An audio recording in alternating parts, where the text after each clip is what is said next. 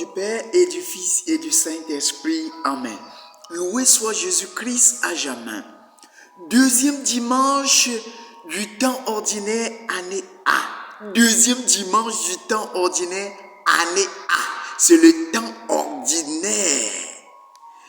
La première lecture est tirée du livre d'Isaïe chapitre 49, versets 1, 5 à 6. La parole du serviteur de Dieu. Israël est le peuple de Dieu. Et qui est serviteur du Seigneur? C'est Isaïe qui est serviteur du Seigneur dans le peuple d'Israël. Tout le peuple d'Israël est le peuple serviteur du Seigneur. Le Seigneur me dit, pour toi et pour moi, nous qui sommes les croyants, nous qui sommes les chrétiens, tu es mon serviteur Israël, en toi je me glorifierai.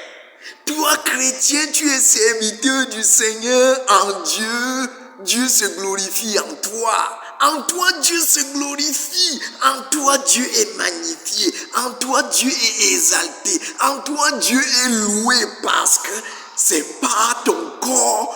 Je vais louer Dieu par mon corps, disait Job.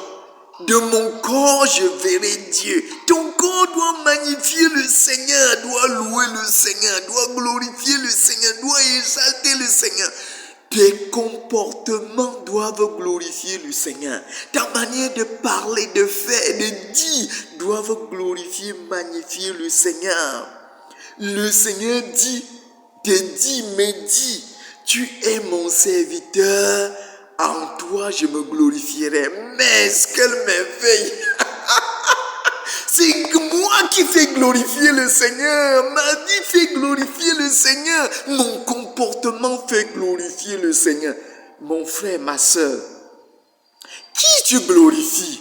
C'est le Seigneur que tu glorifies ou bien tu glorifies le diable? C'est le Seigneur que tu glorifies ou bien tu glorifies le Mumbouma? C'est le Seigneur que tu glorifies ou bien tu glorifies la corruption, Satan? Alors, il faut maintenant entrer dans la vie et pour entrer dans le discernement, entrer au plus profond de ton cœur pour te poser la question, qui je magnifie, qui je glorifie? Ma vie glorifie quoi? Ma vie magnifie quoi? Ma vie exalte quoi? Ma vie promeut quoi? C'est ça la question que chacun de nous doit poser. Toi qui es baptisé, mon frère, ma soeur, tu es serviteur de Dieu et non serviteur de quelqu'un d'autre. Par les sacrements de baptême, en toi, Dieu se glorifie. Par le sacrement de baptême, vous devenez enfant de Dieu et enfant de l'Église pour exalter Dieu. Oh mon frère, ma soeur, alors c'est aujourd'hui qu'on découvre la nature même de la vie chrétienne, l'essence de la vie chrétienne, l'essence même de la vie chrétienne. Ta vie est une manifestation de la gloire de Dieu. Ta vie est une glorification de Dieu. C'est toute personne qui est baptisée, que sa vie devient une manifestation de la gloire de Dieu. C'est pour cela que notre vocation est une vocation précieuse. C'est pourquoi dans la première lecture, Isaïe chapitre 49, verset 3, 5 à 6, le Seigneur te dit, le Seigneur me dit, je fais de toi la lumière des nations pour que mon salut parvienne jusqu'aux extrémités de la terre. Tu deviens la lumière pour éclairer les autres. Le jour du baptême, on t'a donné la bougie en main en disant que éclaire comme cette bougie. Faites en sorte que cette bougie ne s'éteigne jamais. Aujourd'hui, vous avez éteint votre vie par le mensonge. Le mensonge a éteint ta vie. La haine a éteint ta vie. La corruption a éteint ta vie. Ta vie a été obscurcie par de mauvais comportements qui fait que tu ne magnifies plus Dieu. Tu ne magnifies plus Dieu. Ta vie ne loue plus Dieu. Ta vie n'exalte plus Dieu. Ta vie n'éclaire plus. Ta vie est obscurcie par des choses. Je fais de toi la lumière. Garde cette lumière que Dieu a mis en toi. Car le péché obscurcit nos vies. Le péché obscurcit nos vies. Alors le Seigneur continue en te disant, tu as du prix à mes yeux. Tu es précieux à mes yeux. Tu as de la valeur à mes yeux. Tu vaux quelque chose aux yeux du Seigneur parce que le Seigneur a permis que tu reçoives le baptême pour le magnifier, pour le glorifier. C'est pour cela que le psalmiste va dire, le psaume 39, « Me voici Seigneur, je viens faire ta volonté. » Tu es venu dans le monde pour faire la volonté de qui? Qui t'a envoyé dans le monde pour naître? C'est Dieu qui a permis que tu viennes dans le monde. Alors tu dois faire la volonté de Dieu. Tu es baptisé au nom de qui pour faire la volonté de qui? Tu es baptisé au nom du Père, du Fils et du Saint-Esprit pour faire la volonté du Père. Pour te comporter en fils de Dieu et pour être animé par l'Esprit de Dieu. Mon frère, ma soeur, me voici Seigneur, je viens faire ta volonté. Soyons de ceux-là qui font la volonté de Dieu. Les faiseurs de la volonté de Dieu. Les producteurs de la volonté de Dieu. Ceux-là qui rendent les paroles de Dieu en acte, en puissance. Acte et puissance. La volonté de Dieu est en vous en puissance. Rendez cette volonté en acte. En acte, mon frère, ma soeur. Dieu a besoin de vous. Dieu a besoin de moi. Dieu a besoin de chacun d'entre nous. Et c'est pour cela que le psalmiste continue en disant, dans ma bouche, le Seigneur a mis un chant nouveau. Une manière de chanter parce que par ma bouche, je vais louer le Seigneur. Par ma bouche, je vais exalter le Seigneur. Par ma bouche, je vais témoigner du Seigneur. Par ma bouche, je vais évangéliser le peuple de Dieu. Le Seigneur a mis un chant nouveau, une louange. Vois Seigneur, je ne retiens pas mes lèvres. Toi, tu retiens tes lèvres pour parler de Dieu. Tu as peur. Tu as peur de parler de Jésus. Tu as peur de parler de Dieu. Alors le psalmiste, psaume 39, vois Seigneur, moi je ne retiens pas mes lèvres. Sur cette plateforme de YouTube, je suis en train de parler de Dieu. Je suis en train de proclamer Dieu. Je suis en train d'énoncer la bonne nouvelle de Jésus. Accueille Jésus dans ta vie. Le Verbe s'est fait chair, il a habité parmi nous. Le Logos, le Verbe qui s'est fait chair. Grâce à lui qui tire de l'inexistence à l'existence. Qui tire de l'inexistence à l'existence. C'est grâce au Verbe. Dieu a fait toutes choses par sa parole. Que la lumière soit et la lumière fut. Grâce à la parole. Et la Vierge Marie est celle qui a accueilli cette parole en elle. Et qu'est-ce que la Vierge Marie a dit? Que tout se fasse selon ta parole. Que tout m'advienne selon ta parole. Dis aussi que tout m'advienne selon la parole de Dieu. Que tout m'advienne selon Jésus. Que tout m'advienne selon le Logos. Que tout m'advienne selon le Verbe qui s'est fait chair dans le sein de la Vierge Marie. Alors la Vierge Marie devient productrice de la parole de Dieu. Elle produit la parole de Dieu qui prend chair dans le sein de la Vierge Marie. Et le psalmiste continue en disant, tu le sais, je dis ton amour et ta volonté dans la grande assemblée, en cette plateforme que je partage et que vous recevez la bonne nouvelle de Dieu. La deuxième lecture, 1 Corinthiens chapitre 1, verset 1 à 3. Moi Paul, 1 Corinthiens chapitre 1, verset 1 à 3. Moi Paul, appelé par la volonté de Dieu pour être apôtre. Et moi aussi, je dis, moi Jean Fresnel, appelé par la volonté de Dieu pour être présence du Christ, frère dans le monde. pour être présence du Christ frais dans le monde. Nous sommes tous, les baptisés, serviteurs et servantes commandés par Dieu. Nous sommes des serviteurs et des servantes de Dieu commandés par Dieu. Que la grâce et la paix soient avec vous de la part de Dieu notre Père et de Jésus-Christ notre Seigneur. Et dans le Saint-Évangile, l'évangile de Saint Jean, chapitre 1, versets 29 à 34.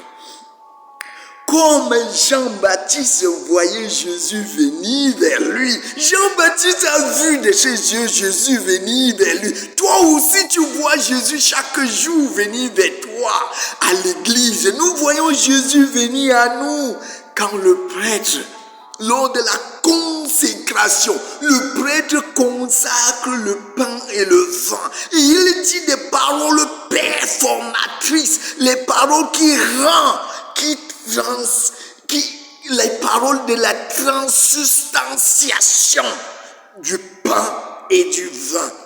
Le pain et le vin est transubstantié en corps et en sang du Christ. Et le prêtre te le présente en disant, voici l'agneau de Dieu. Il utilise les paroles de qui? Les paroles de Jean-Baptiste qui est dans la Bible. Les paroles de Jean-Baptiste en te disant, voici l'agneau de Dieu. Qui te présente Jésus? Le prêtre.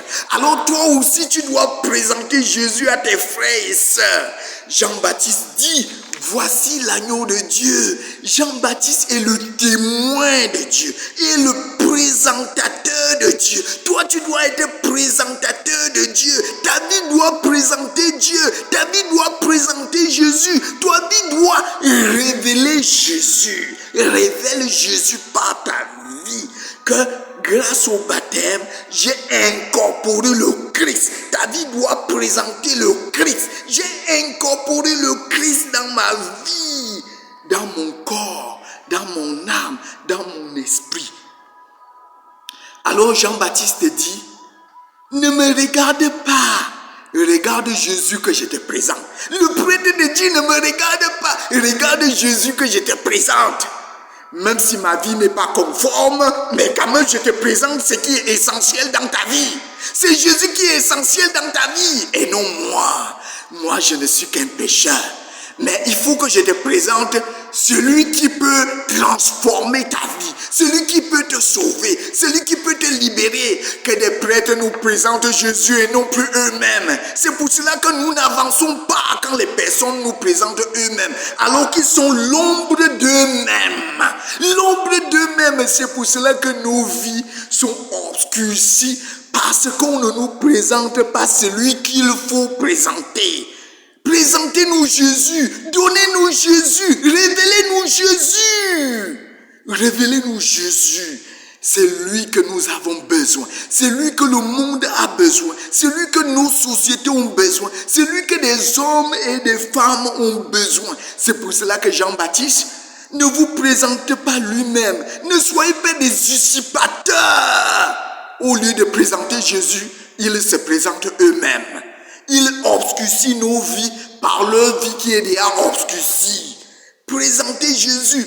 Jean-Baptiste nous dit, regarde Jésus. Voici l'agneau de Dieu. Voici l'agneau de Dieu. Jésus est l'agneau de Dieu que Jean-Baptiste nous présente. Celui-là qui enlève nos péchés, qui enlève les péchés du monde. Celui-là qui nous purifie. Je veux dire, Jésus est Dieu. Jésus est Dieu. Même si Jésus est le bouc émissaire, Jésus est le Yom Kippour. Le Yom Kippour, celui qui porte les péchés du monde, celui qui porte en lui nos péchés pour nous libérer, pour nous délivrer. C'est lui notre Rédempteur. Notre Rédempteur. Il a racheté nos péchés. Deuxième révélation de Jean-Baptiste.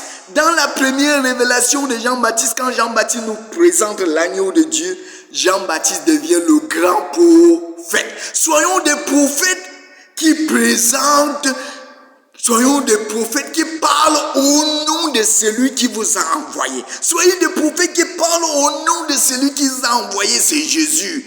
Nous devons être des prophètes dans le monde pour révéler celui que nous portons en nous qui est Jésus. Celui que nous portons, l'évangile de Jésus et non mon évangile, c'est l'évangile de Jésus-Christ.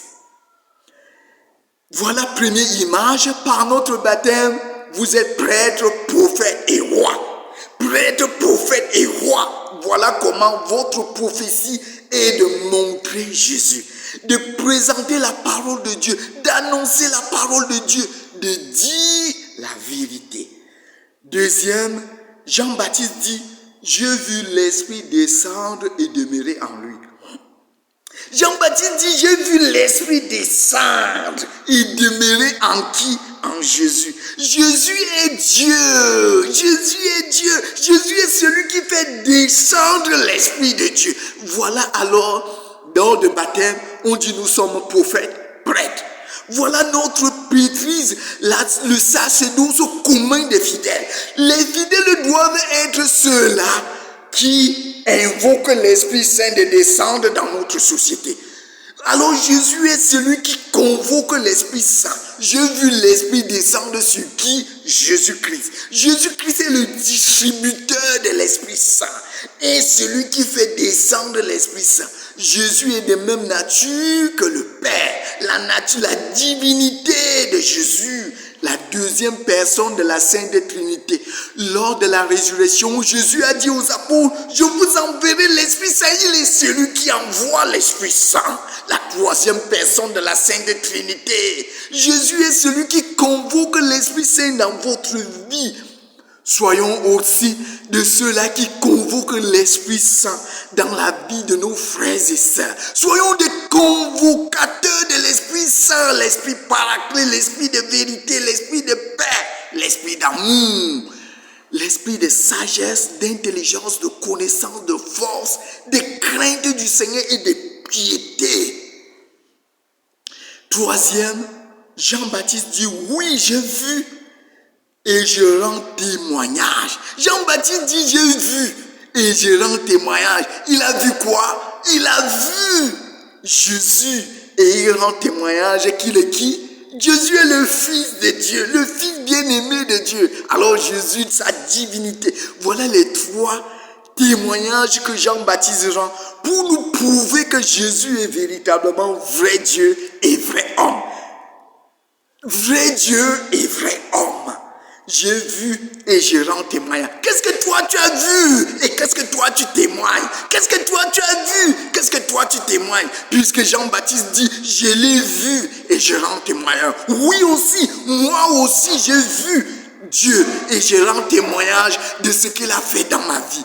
Rends aussi témoignage de ce que Dieu a fait dans ta vie. Rends aussi témoignage de ce que Dieu a accompli dans ta vie. Rends aussi témoignage des miracles que Dieu a fait dans ta vie.